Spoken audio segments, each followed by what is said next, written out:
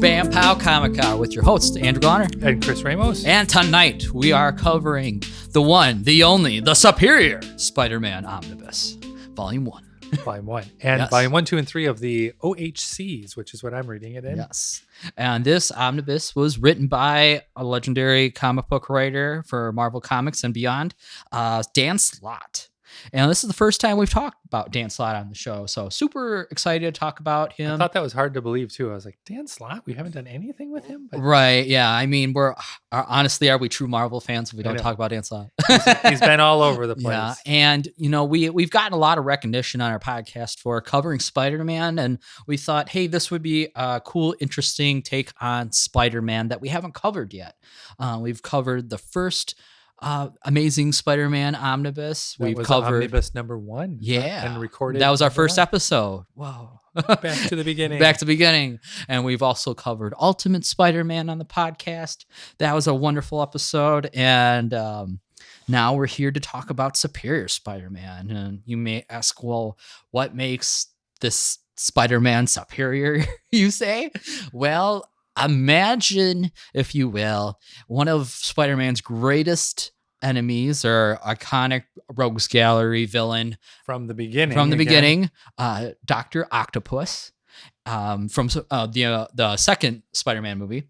Yeah. All the way thrown back. Imagine him decaying and dying, and all of a sudden his very last words were, I'm going to take your body, Spider-Man. And he body swaps like Freaky Friday. Yeah. Mind swaps with Peter Parker and becomes Spider-Man. So Octavius becomes Spider-Man. And that was a pretty big shakeup. And you thought, oh, that might go on for what, 2 or 3 issues at most? No, this is a whole year. Yeah. And actually, right at the very beginning, I think that the hook was, Otto is dying. So I felt a little like jarred. I was like, oh, well, he's really old and dying. And Peter Parker, that's one of the things that Marvel doesn't really like to do is age their characters. And they try to hold people in this continual state.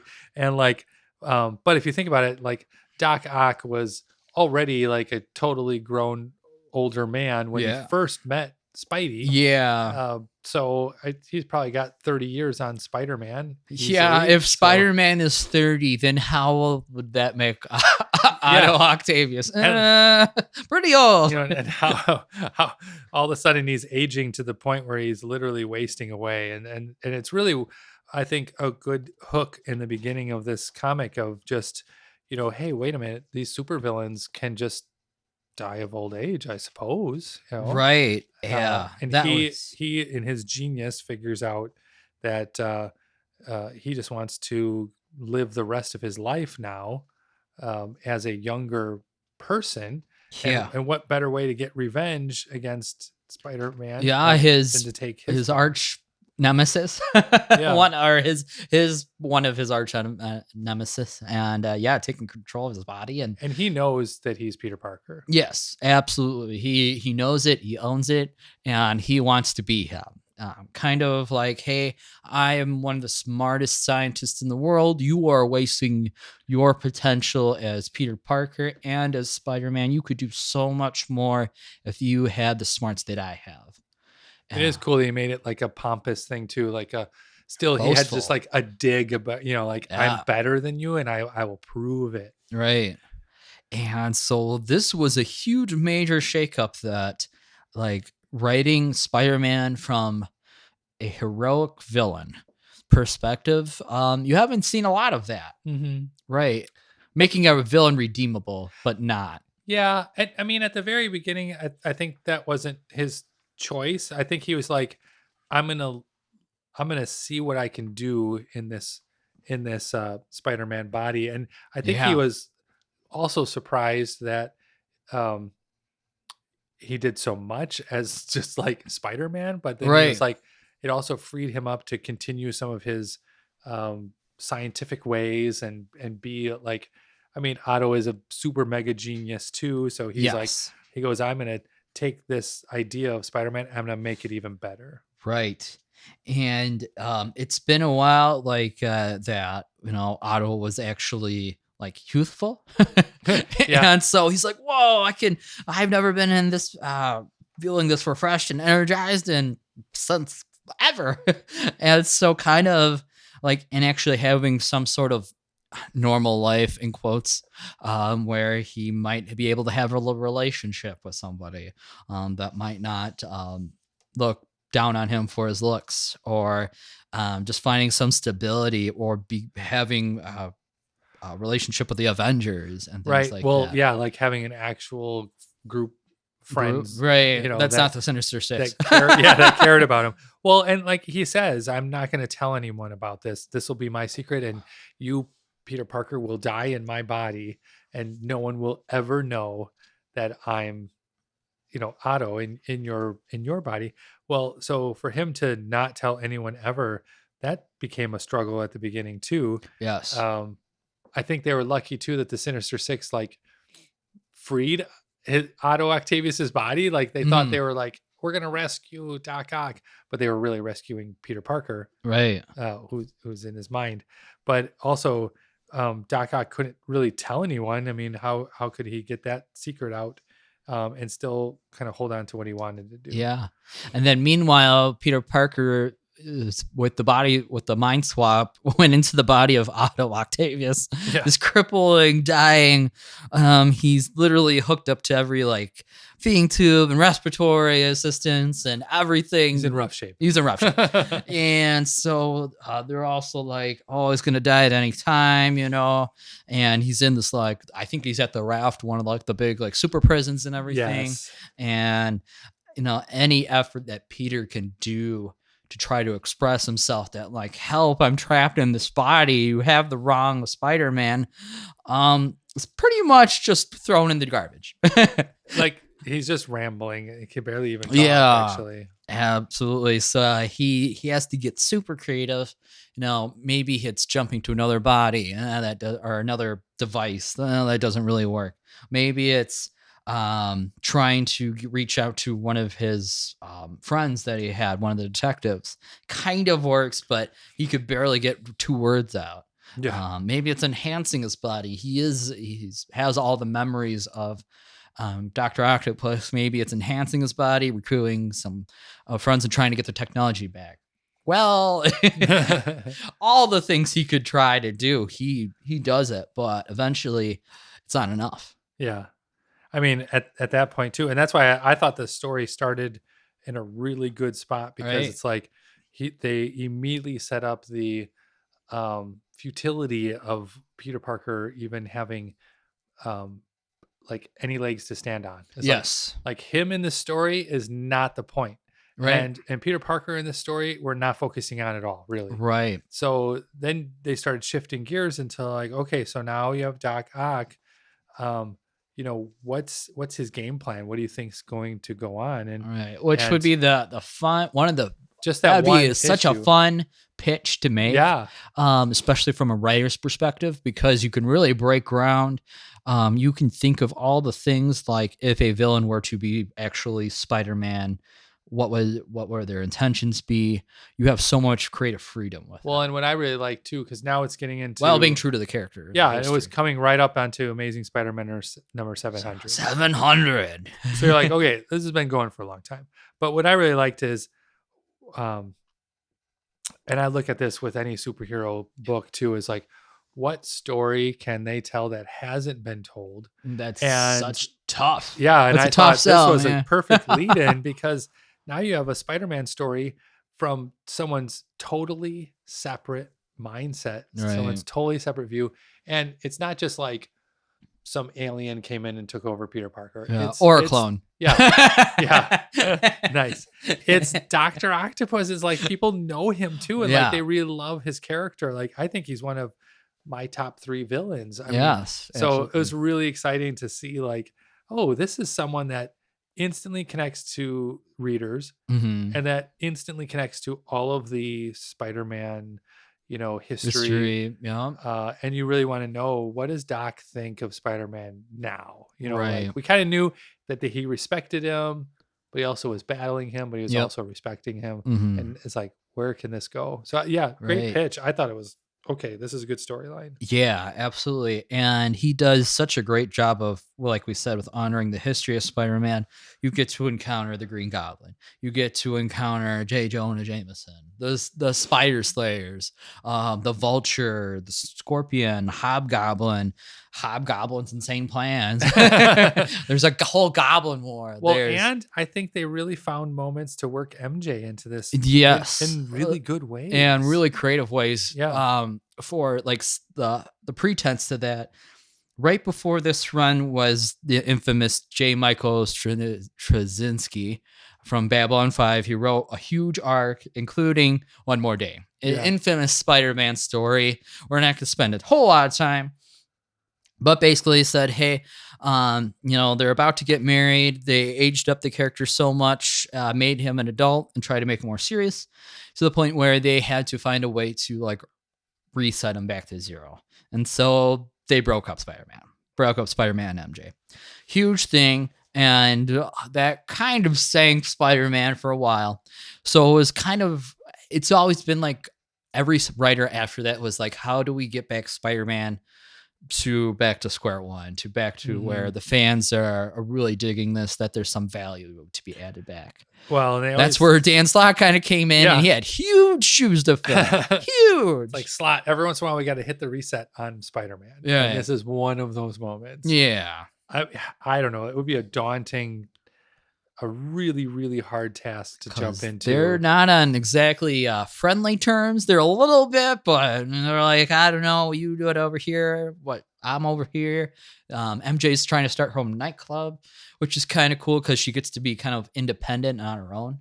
I mean, I know they had like a totally separate series on MJ, but sometimes she's really they don't really know what to do with her. Like sometimes, like, do we make her a hero? Do we give her powers? Not really. Yeah. Like, how much could she guide him? And in this book, even when Otto is being Peter, and him and MJ are sitting on the couch together, he talks like Otto Octavius. I love that in this book. I just love that. And she responds to it. Yeah. He's like, what are you doing, woman? Why is this like this? And you're like, you're cringing a little bit. Explain yourself. And it's like, and that's where it could catch a reader off guard if you have a tough time putting yourself in that mentality. Yeah. Right. Yeah. So it could catch you off guard, but once you get kind of used to like, what is Slott trying to get out of this, or what's he going for?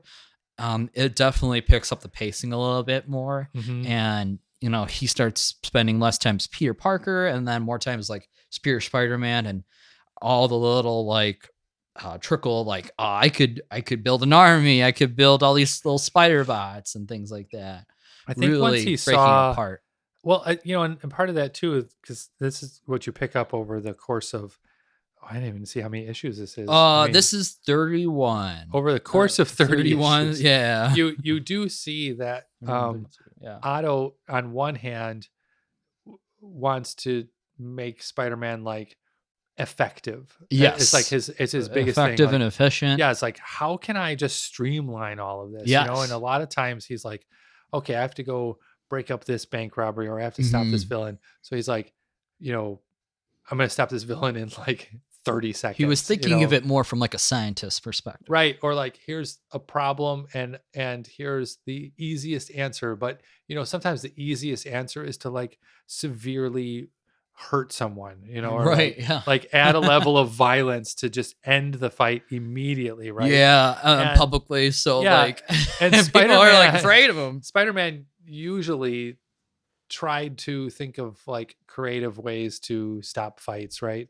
I mean, he could have just unloaded on a lot of people, right? And it's really well known in the Marvel community that Spider-Man is just super strength, and he holds back all the time. And Otto kind of makes a mention of that, where he's like, "Oh my gosh!" I think this is the issue where everyone was surprised, because he's like, every time Peter hit me, he must have held back, because like Otto was just a guy, right? So he was like, he was like, man, I mean, Spider-Man used to punch me all the time.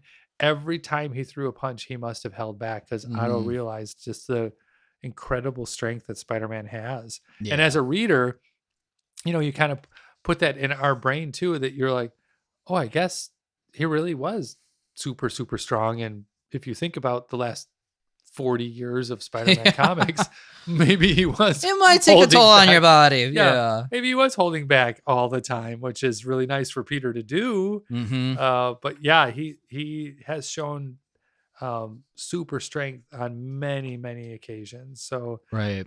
It's just cool to just have that reaffirmed, I think. Yeah. But then it would be cool, like he on the opposite end of though, like we say, he was kind of being this like pompous like Spider-Man. He would go out of his way to like form a strong relationship with like Aunt May and her new like fiance thing, Jameson, like Jonah Jameson's, I think, dad. I think that's what I kind of followed. But remember Otto, but he had a thing for him, too. He dated Aunt May. Yeah. So that's like, all right. He's just the perfect villain to be in this. Exactly. So that was kind of like, oh, okay, that was interesting. And then he would also like have like form his own, like there was he found out Peter Parker didn't have his doctorate. That was a big thing. Yeah, that's right. And so he's like, wait, Peter Parker's he hasn't had like a doctor? I'm a doctor. Whoa. So he goes out of his way to go back to college to get his master's so he can be a graduate, so he could be like a doctor. And I guess like the professor that was teaching the program was like one of Otto's like cohorts or something back in the day, so he treats him like crap. And I was he was like his lackey. And I'm like, oh man. But then he finds like one of the girls in his class, like he hooks up, he forms a relationship, so there's a redeeming quality to him. And because he doesn't want to feel like all bad.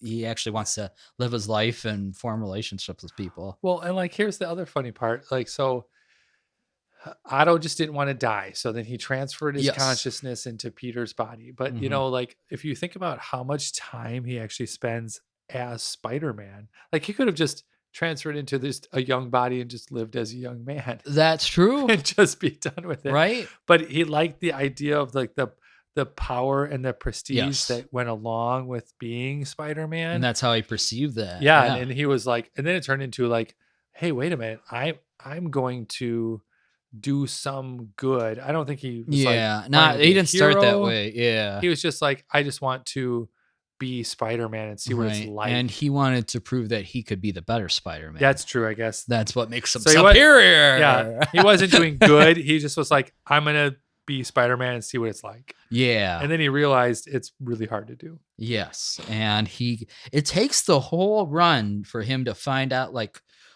what makes Spider-Man, what makes Peter Parker. I mean, well, maybe halfway through this, it takes a lot, and the writers, I think, really did run that course really well.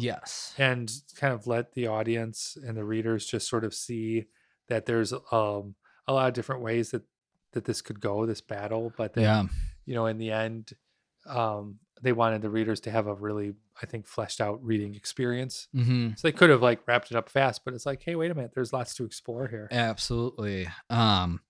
We did get to go through, like we said, he gets to like even the Avengers like kick him out too. Well, he couldn't play with them. I mean, that was kind of cool to explore just every facet of his life. Well, because he acted so different, and the Avengers were like, well, no, you're not a team player, man. You want to do your thing, then go away. And they're like, there's something off about this guy, like he is not the same Spider-Man, but they couldn't confirm it. He just woke up one day and chose violence.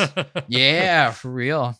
They also played around with this idea of like the ghost of Christmas past, or like Peter Parker as like a ghost, as like in his mind, like his mind ghost spirit. And I love that idea, because that way you still got Peter's perspective on somebody taking his body, and that was like a big like, whoa, okay, that's kind of cool, like plot device and everything. It was like a subconscious for us to see. It was almost like us, the reader, too. And then like Peter, was like, don't do this. And, and obviously he couldn't hear him, but as the reader, that's what we were saying. Right. And so it was cool that Peter Parker, the real Peter Parker, was still our like avenue in as a reader. Because otherwise, if we were just watching Otto doing his thing, you might feel disconnected as a reader. For sure. Yeah. So somebody to root for. Yeah. And there was one point, as we talked about, there was some point through you're kind of like, oh, that was cool. Like cool quip. Or that was really interesting to like see how he would combat. Like, Aunt May was like, she got in an accident. She could hardly walk, but Otto, using his technology and his mind, was like, oh, I will repair your leg. Or, different ways that he would still use to go out of his way to like help people. Well, so I was like, oh, okay. But then there's like at the raft where he's like, he blackmails people. And Peter in Otto's body, like Otto was seeing a lot of these memories of Peter's, and they're like blending with him. And so he does use that's what I was flagging that page. He does use the with great power must come great responsibility. And Peter, they kind of share that together. And even though Otto at that time, his body is failing, he said, you won't leave this to a villain. I'll be better. I'll do better. Yeah. And like Otto, it was like that call to action. That was his turning point. Separated. Yeah. It's like, I will be Spider-Man. And he goes, better yet, with my unparalleled genius and my boundless ambition, I'll be a better Spider-Man than you ever were. From this day forth, I shall become the superior Spider-Man. Right. Sir brags a lot. He really, yes. So he has to like pat himself on the back and then also say, you're right. I'm going to be a better Spider-Man. Yeah. So that was something. And then he puts his lab coat on. Yeah, right. Yep. You can't do any evil scientist stuff. You could take the evil scientist out of the body, but you can't leave it. Yeah, I love that. Or something like that. Yeah. Yeah. Go figure. I guess now it's a good time to like talk about some of the art that we've seen in the book. Yes. It jumps a little bit, not too bad in the beginning, but just a little. Yeah. One of the, I guess the central like artist, if you want to call it, for the run was Humberto Ramos, and his art is very, what's a good way to describe it? Like very distinct. Yeah, it's like, and it's really stylized too. Yes. So like he's not so worried about like proportions and things. No. He's just got like gnarly arms and gnarly hands and a lot of like action. He's almost like, it's like, on the kind of stretched. Yeah, it's like on the edge of anime, sort of. He's got a little bit. He's really like, he's not totally embracing it, but he's just got a lot of that. Sure, there's some flair, absolutely. Yeah, because it's very much like you put a little extra emphasis on a leg or an arm. I think his action scenes are really well done. Mm-hmm. His character designs are great. Yeah, like the camera angle changes a lot. He has so great it's really fun to see how he kind of lays out his page. Yeah, different POVs for sure. Like if there was like a moment where it's really like up close and kind of like a very seldom mood or something, he can really do great mood scenes and things like that. So what, like, if they're like a big call to action or you're getting it ramped up, absolutely, there's a lot going on in the scene. He's very good at that. I know his art from like Avengers Initiative when it was like post Civil War, and that's when I first got into comics, like reading Civil War, following it up, and that was like a really cool like run. It hasn't really been collected that well, but that's kind of one of those like niche runs. You're like, oh, that was a cool time, when you're coming into comics. So like going back and seeing his art in a Spider-Man comic, that's really cool because Spider-Man's very fluid character as well. So I could see pun why. Intended. You know it. I do really think he's good for Spider-Man too, because there's so many different characters. It's kind of like Mark Bagley. Yeah, like he's got like on any given page there's 5 or 6 characters. I mean, Spider-Man has a lot of people in the books with him. Is very populated. Yes. And I think his art really works well for that. Right. And Ryan Stegman, he's also a big Spider-Man or a Marvel artist now, I guess. He did a lot of Venom. He would go on to do Venom and things like that. It's really cool to see his art in here. And Javier Rodriguez. In the middle, they have like a break where they do like Spider Dreams. Where they do this kind of like other, I don't know, little like short stories. Mm-hmm. But I think that was from like an annual or something. Some of them were drawn by Sal Buscema, and then then you could see here Stephanie Buscema and some of these. Oh, that's kind of cool. Yeah, right. When they did Spider-Man 700, you can kind of bring back some of those classic artists or do like some homages to the character. Yeah, they did like a little Black Cat short story and stuff. Yeah. So that was really cool. And so, yeah, it was cool. During this run, like we were talking about, like when they're in the mindscape, there's a different artist that specifically does that. Yes. So they could break up the mood or the scene or however you want to describe it, that sets it apart from here's what's going on in the day-to-day. Here's what's going on in the mindset. So a reader could differentiate like when it is. And I kind of like when they do switch artists and it makes sense like that. Yeah. And I realize especially for like the Omnibus or like your OHCs, like a longer like 10 issue span or the Omnibus. It's hard to keep the same artist through the whole run. I know that. Yeah. But it is cool if you say, hey, here's a flashback, or hey, here's a side scene, or here's from someone else's POV, that there's a different artist for that. Because I mean, obviously you can be intentional about it. Every artist, you can't say, hey, we're going to do this. I would imagine if I were to guess, this was probably like a 20 issue run. And then they said, oh, it's doing really good. Let's go to a 32 issue run. Right. Oh, it's doing really good. Let's break off into other things. That's just, you kind of ride that wave as long as you can. And usually the same artist isn't in for the whole run. If you're lucky, they are. Yeah. But yeah, Superior Spider-Man starts Superior Spider-Man #1. And then that's where the story picks up. So I did like that they sort of renumbered, rebranded it a little bit, because I think they saw like, hey, this is doing well. It's a good story and there's lots to explore. And for a reader just picking it off the shelf, like a #1 is like a big draw. Mm-hmm. They still do it today. Like you reset a run, put a #1 out. You're trying to get somebody new interested, put a #1 out. Well, especially in singles. Yeah. I've come to say goodbye to my old friend, my old life, a life wasted on villainy and failed schemes, a man whose sole victory was cheating death by switching places with his greatest enemy. Yeah. It's like, good job. That's powerful. That's some great writing. Good job. Yeah. Absolutely. And to see like the Green Goblin, I loved the use of Green Goblin in this one too. I think they wrote each villain, like we talked about this in Injustice, remember? Like when they were writing different ways for characters, like how would you react in this situation? Yeah. I think that I don't know what happened, but the last, like, let's say 20 years, they've really switched the Sinister Six into just being like, just a bunch of goofballs, you know? Like, and when you look at it, it's like, they're pretty true. None of them have like actual super strength, or they can't fly. They can't, they're just true people in costumes trying to just kind of be a rogues gallery, and they've because of the circumstances affected or indirected, directly or indirectly affected by Spider-Man. That's why they're there. Yeah, and they fit the need of a battle against Spider-Man. But any other hero that shows up, they don't really connect very well. But I like that he went back to the idea that you can kind of seed it over your run and pay it off. Because sometimes, you'll do like a one and done issue and there it is. Or you'll do it for a couple of issues and it's over. You couldn't really build that out any.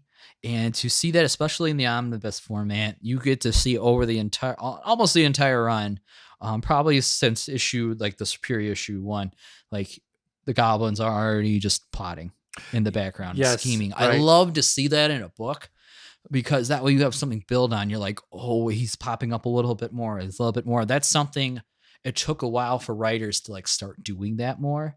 And even like with Kingpin and things, or like you're going back to some of the classic series where, Gwen Stacy and things like that, and Captain Stacy, and just plotting, just an evil villain plotting, and you're not ditching him right away. I love that.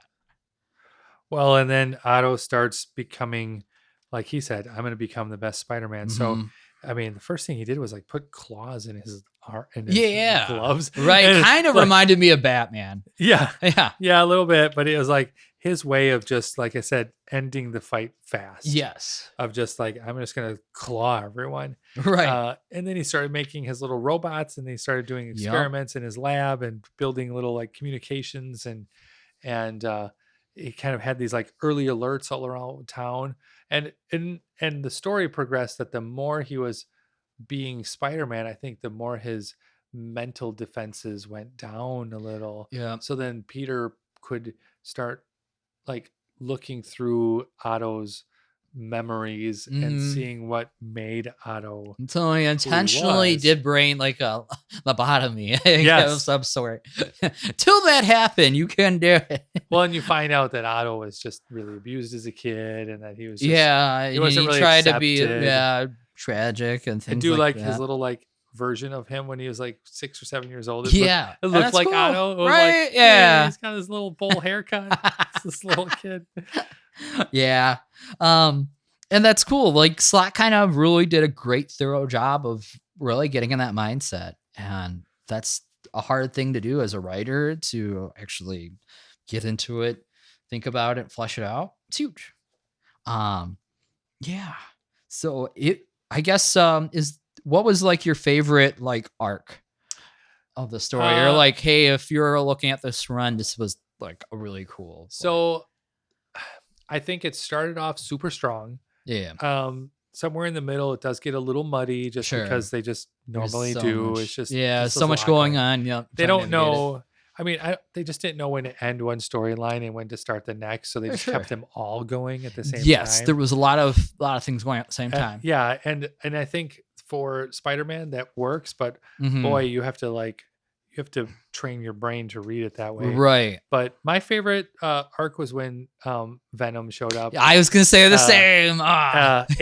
Agent Venom was a really good character to bring in. Yep. And because, again, he was an old villain of Spider-Man's. And now you have an old villain of Spider-Man in Spider-Man's body. Technically two. Technically two villains, you could say. And, Venom right now, well, in this arc, is like an anti-hero sort of, because he's Agent Venom. So he went out. I don't really remember his whole storyline with that. Yeah, so he went out to like fight in the war. Became like because Captain America was like known him for like being the soldier. For being a soldier and having that reverence for him and that camaraderie. And he couldn't use his legs. Yeah. And that's where the symbiote with Venom, our Venom that we know today. He helps him like be a host and really turns it into an anti-hero, like you said. So, okay. Yeah. So that's kind of they tap into that a little bit, but it was cool because Venom and some of the other villains, the regular villains, they almost immediately was like, "You're not my Spider-Man." Right. Like that was the real switch. Yeah. Yeah. They just knew it. They just, after fighting him for so many years, they're like, "You are a different." Right. Wasn't that the Green Goblin's thing? Yeah. All that. And the villains, when the villain symbiote took over Superior Spider-Man, Otto, like it was almost too much power for him. Yes. And he was just getting consumed by it, and he kind of realized why Peter got corrupted, and he thought he wouldn't be incorruptible, and he's like, nope. But I do like it. If you never read anything Agent Venom, I think it's a great like call to like learn more about him as well.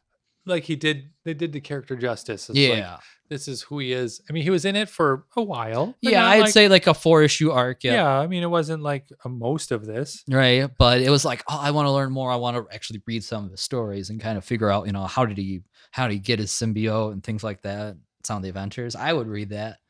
The other thing, Green Goblin, of course. Yes, absolutely. And I've always heard about like his like other goblins that he infected over the times, this goblin serum and stuff, but never got to actually read it before. So that was like, whoa, okay. Yeah. That was cool.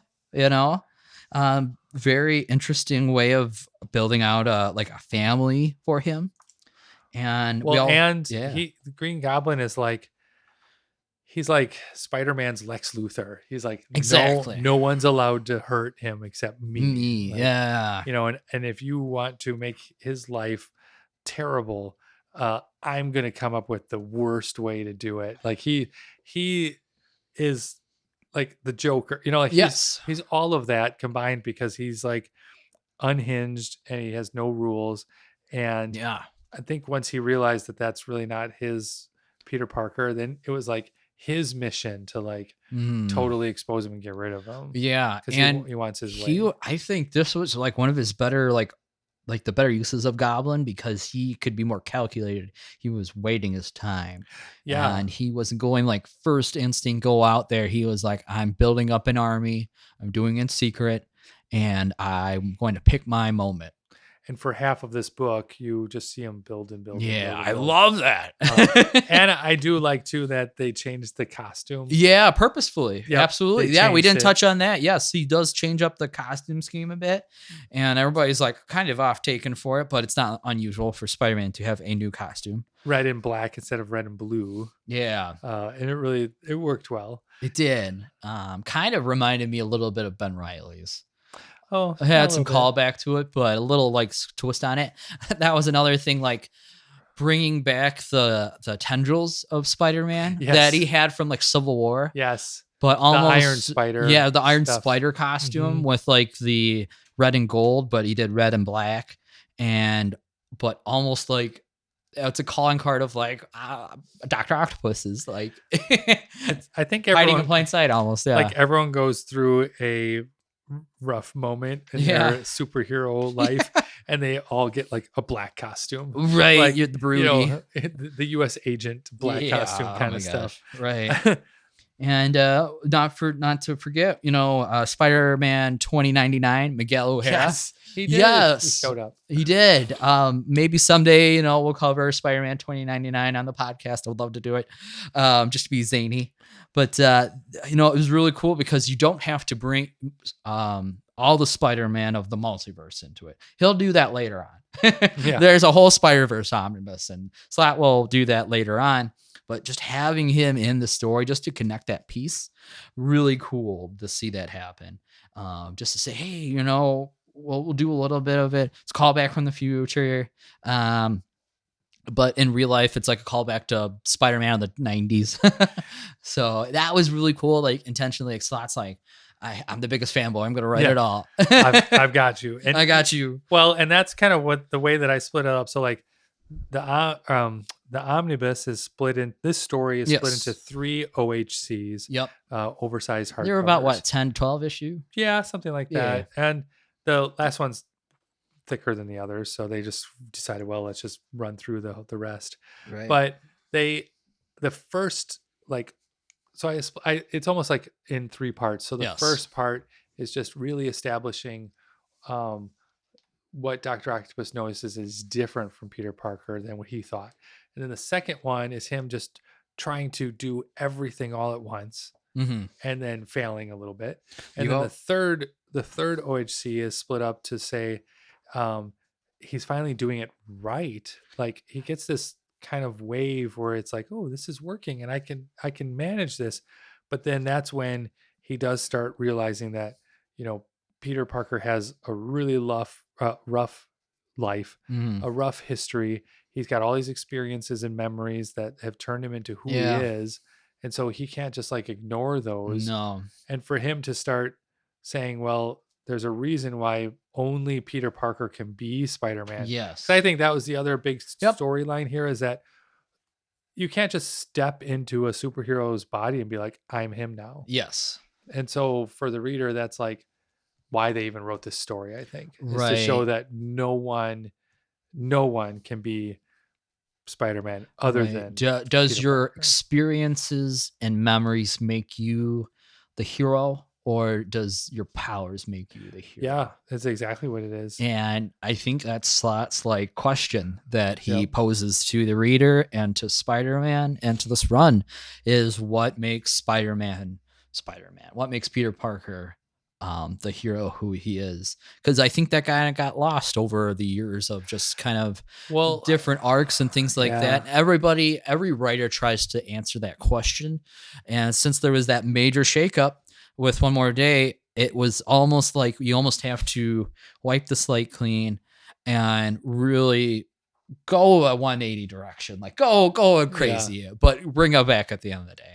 Well, it's like a lot of writers do say, like, okay, to change the character, what if, they lost all their powers? Yeah. And it's like, okay, that's been done to every character, right?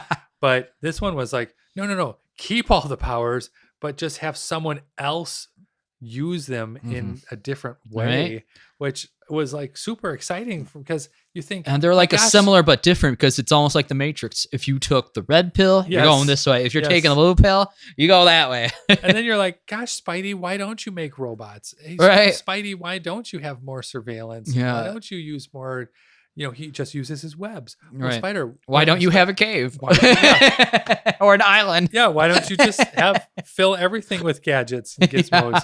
And really, I mean, he has the brains to do it, and that was the other part of it too. Is just this, like, what's holding him back, right? Yeah, his humanity. Yeah. I did like the Hobgoblin too. That storyline was a good throwback. It kind of balances out. And he was an old man too. Everyone's an old man. All the old people. But yeah, great run on Spider-Man. I did bring the next arc too. Just to throw it out there. Where did I put? Oh, so what they do is they continue after this. Yeah, I heard he did like one more arc, I think. Yep. After this, Slott did the Amazing Spider-Man #1. They actually went back to that. And it says, Peter's ending his superior era, and the Friendly Neighborhood Spider-Man is out to like reinvent himself. Right. He does hang on to some stuff, which is cool. Okay. And he like starts his own company and things. Yep, so because he still wanted to do it, so that's cool that he retains that. Parker Industries. And it really does. I think it shows Spider-Man like, hey, you almost lost it all. Like, so how does that change you? It's like you don't know what you want till you lose it or something. That kind of idea. Absolutely. And I think it kind of like matures the character and puts him in a new direction, because it's always a thing, like you can't write Spider-Man like he's 16 anymore. He's not in high school. He's not in college. And everybody wants to do that. It's like, no. I wonder, I bet he's late 20s, early 30s. Yeah. I mean, they're holding him at that. They're trying not to age him. Right. And that's where, like, right now in comics, like, there's a lot of hype right now with Jonathan Hickman writing Ultimate Spider-Man, the new Ultimate Spider-Man series, because he actually has a family. And that was like a huge thing right now, because they're like, whoa, it's like everything we ever wanted from like old Spider-Man fans. So, well, it's like if you age Spider-Man 6 years for every 30 years in real life. That's a lot of math. then we should be okay. Right. It was like Chip Zdarsky series, if Spider-Man aged in like real time. Or the real aging of him. Yeah. Oh gosh, what was that called? Life Story. Life Story. Definitely check that out. Yeah, that was also really awesome run. But that answers that question. So what's the age of Spider-Man? You tell us. Somewhere in there. Yeah. In the Omnibus, it also collects, and some of the OHGs probably will too, some of the covers that were in all the issues. There's a really cool one where like Spider-Man and Spider-Man Octavius are reenacting like the #1 cover and things like that, except it's Peter and Otto. Quesada has a cool cover. I like this one here. They show the city. And all the skyscrapers have every artist and writer, I think. And it was like, cool. Oh, that's pretty cool. It's got Roger Stern, Gil Kane, John Romita Jr., Gary Conway, John Romita in there. I mean, Steve Ditko, Bagley, all the big ones, Stan Lee. So that was a really interesting like layout. Again, it shows like the Humberto Ramos like double page spread that he's really known for. Super cool, and just a lot of cool, interesting covers. That you get to see, and just kind of some of those early designs of some of the new characters. Oh, there's some J. Scott Campbell. Yep.